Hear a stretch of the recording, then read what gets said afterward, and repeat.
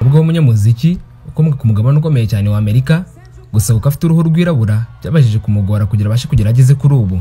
Yakoze indirimbo nyinshi zitandukanye mu njyana ya dancehall, mu njyana ya reggae, mu njyana ya hip hop ndetse n'izindi nyinshi.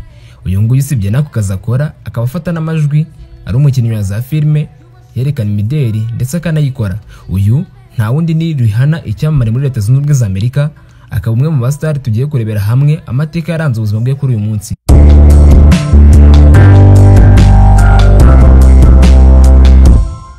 Special TV show. Wibuke kuduha igitekerezo kundi mustar cyangwa ku kindi cyamamare wifuza ko twaza kugeza amateka y'ubutaha.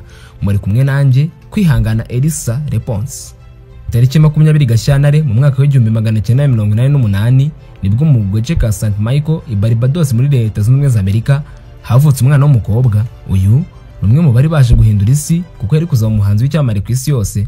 Uyu nta wundi ni Rihanna, aho amazina yasabwe icyo gihe ari Rihanna Robin Fenty, akaba mwene Monica Braithwaite bivuze ko ari we nyina, ndetse na Ronald Fenty. Rihanna akaba avukana n'abasore babiri ari bo Rory ndetse na Rajat Fenty. Uyu mukobwa ariko akaba afite n'abandi bavandimwe batagiye bahuza ababyeyi bandi bana. Uyu nawe yatashura abanza aho yize St Charles F. Brown Memorial, amaze yisumbuye ayiga Combimie High School. Ageze mu mashuri yisumbuye nibwo yatangiye kubona ko yari afite impano yo kuririmba, maze ahita akorera itsinda ry'abaririmbyi b'abakobwa. Icyo gihe ariko ntibyamuhiriye cyane kubera ko atigeze babikomeza. Batangira abakobwa 3. Akaba yarafashaga nyina gucuruza imyenda, ari nako se anywa cyane ibiyobyabwenge. Ibintu byatumye Rihanna nawe atangira kubikoresha cyane akiri umwana.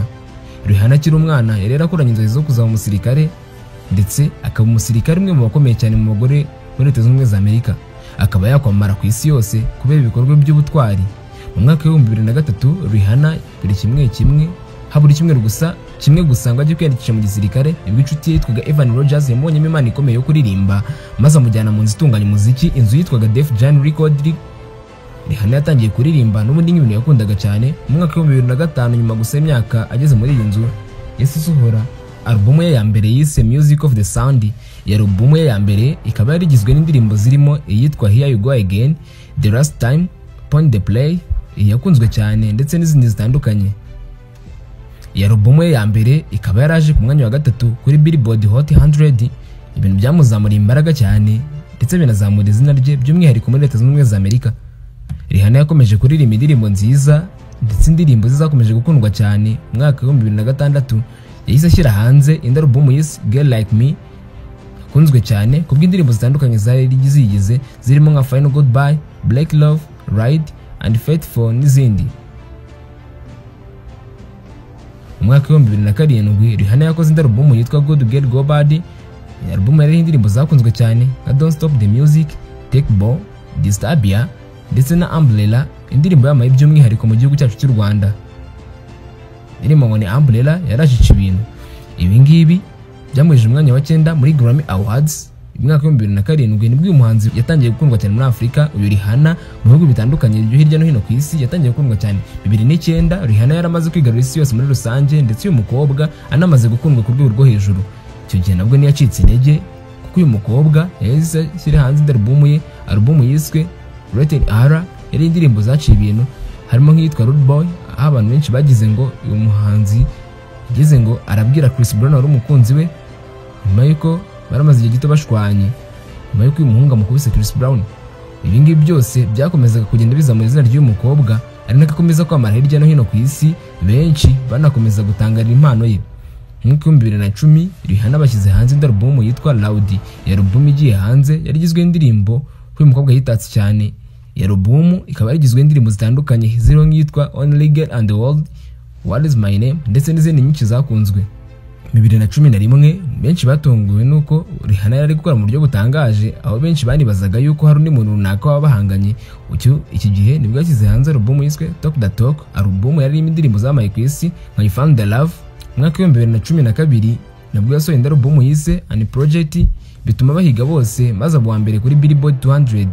Iyi album ikaba yaraje iri indirimbo zakuriye amateka y'uyu muhanzi nka Diamond, ngira ngo murayizi cyane, Live Your Life yakoranye na T.I. ndetse aha hari hanariho indirimbo abantu hafi ya bose bamenye ariyo yitwa Love the Way You Lie, indirimbo yakoranye n'umuraperi Eminem.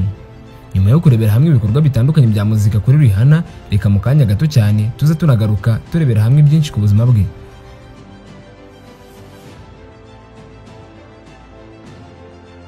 Ku byerekeye n'ubuzima bwa Rihanna yahuye na Chris Brown afite imyaka 17, naho Chris Brown we yari afite imyaka 16 y'amavuko. Aba bombi bakaba barahuriye muri Vibe Awards mu mwaka wa 2005. Kuva icyo gihe hatangiye kugaragara amafoto y'aba bombi ndetse bitangira guhihuswa yuko baba bakundana. Guhera mu mwaka wa 2006 baje gutangaza ko bakundana, aho baje kugirana ibihe byiza cyane ndetse bari mu rukundo bigaragarira buri muntu wese. Urukundo rwabo rwakomeje kwamamara ndetse bakundana imyaka myinshi ihagije. Amafoto yabo aramamara ndetse avugwa cyane ku mbuga nkoranyambaga. Rihanna na Chris Brown aho umwe yabaga ari n'undi yabaga hari, muri make bari aba best friend ariko bakundana. Byaje kurangira mu mwaka wa 2009 ubwo Chris Brown yakubitaga urushyi Rihanna, ibintu byabaje isi yose muri rusange ndetse bituma aba bombi batandukana. Nyuma yo gutandukana kwabo, aba bombi bashatse gusubirana, ariko kuko Rihanna ari umukobwa uzwi ku rwego rw'isi, ibigo bitandukanye yakoranaga nabyo byaramubujije, maze bimubwiye ko gusubirana na Chris Brown yaba ari nko kwemeza cyangwa se gutangariza isi yose ko umukobwa wese ukundana n'umuhungu agomba kumukubita, maze nyuma bakabasha kwiyunga. Ibi ngibi rero bikaba byaratumye Chris Brown na Rihanna bahita batandukana burundu, nubwo hagati yabo byagaragaraga isi muri rusange yuko bashoboraga kwiyunga. Hashize imyaka 4 batavugana neza, bongeye guhura ubwo Rihanna yizihizaga imyaka 25 y'amavuko, maze afata icyemezo cyo kwizihizanya umunsi mukuru na Chris Brown. Icyo gihe bakaba barashyize hanze ifoto yabo, maze sirasakuza bifuza ko aba bombi bashaka gusubirana. Ibi ngibi ariko ntibyari gukunda, kuko nyuma gato Chris Brown yahise atangaza ko ari mu rukundo n'umukobwa. Uyu nguyu akaba ari Carly Tran, umukobwa w'umunyamideli ukomeye cyane muri Leta Zunze Ubumwe za Amerika. Icyo gihe ariko nabyo bikaba bitaraje kumara kabiri, kuko yaje gutandukana n'uyu muhungu. Nyuma y'ibi byose ndetse no gutandukana kwa Rihanna na Chris Brown, uyu mukobwa yongeye kuvugwa mu rukundo n'umuhanzi Drake. Kuva mwaka wa 2010 yakoranye na Drake, bakorana indirimbo. Drake w'umunyakanada biza kuvugwa kombi baba bari mu rukundo rw'ibanga, abareke ibi icyo gihe ntibigeze banemerana gatoya kuba bari mu rukundo. Nyuma yo gutandukana gato byemewe na Chris Brown, Drake yabaga hafi ya Rihanna haba mu bihe by'agahinda ndetse n'iby'umubabaro.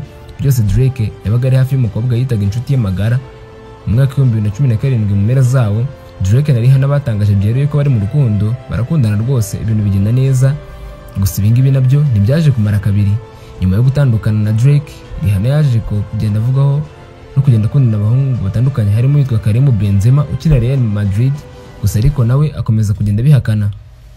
2017 hasakaye amafoto y'umukobwa ari kumwe n'umwarabu Hassan Jamel, umwe mu baherwe banafite imigabane mu ruganda rwa Toyota rukorera muri Arabia Saudite.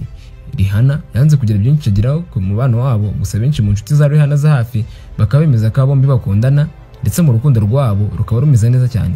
Tugarutse ku byerekeranye na Rihanna ku buzima bwe bwite, uyu mukobwa afite ibishushanyo birenga 20 biri ku mubiri we, ibi ngibi bizwi nka tatuwaje.